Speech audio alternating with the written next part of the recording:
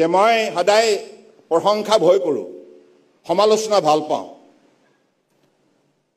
আৰু মই সদায় কওঁ মই বুলি ক'লে অহংকাৰ কৰা হ'ব। কিন্তু এই কথাটো এইভাবে মই কৈছোঁ যে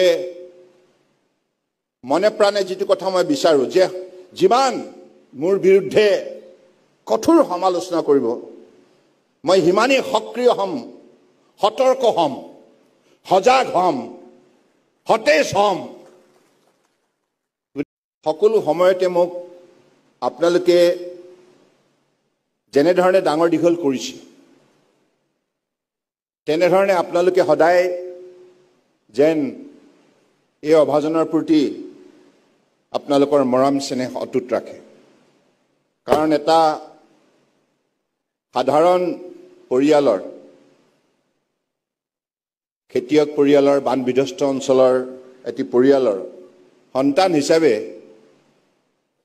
মই অসমৰ জনগণৰ যিখিনি মৰম স্নেহ পাইছোঁ মই কেতিয়াও পাহৰিব নোৱাৰোঁ। আজি মোৰ এই যিটো পৰিচয় কেন্দ্ৰীয় মন্ত্ৰী, এই পৰিচয় প্ৰদান কৰাৰ অন্তৰালত আপোনালোকৰ শতকৰা 100% অৱদান আছে। এই মোৰটোৰ ব্যক্তিগত পৰিচয় নহয়, এইটো আপোনালোকে দিয়া পৰিচয়। গতিকে সেইকাৰণে মই অসমৰ জনগণৰ ওচৰত চিৰঋণী, চিৰকৃতজ্ঞ যে মই সদায় প্ৰশংসা ভয় কৰোঁ, সমালোচনা ভাল পাওঁ আৰু মই সদায় কওঁ মই বুলি ক'লে অহংকাৰ কৰা হ'ব। কিন্তু এই কথাটো এইভাবে মই কৈছোঁ যে মনে প্ৰাণে যিটো কথা মই বিচাৰোঁ যে যিমান মোৰ বিৰুদ্ধে কঠোৰ সমালোচনা কৰিব মই হিমানেই সক্ৰিয় হ'ম, সতৰ্ক হ'ম, সজাগ হ'ম, সতেজ হ'ম।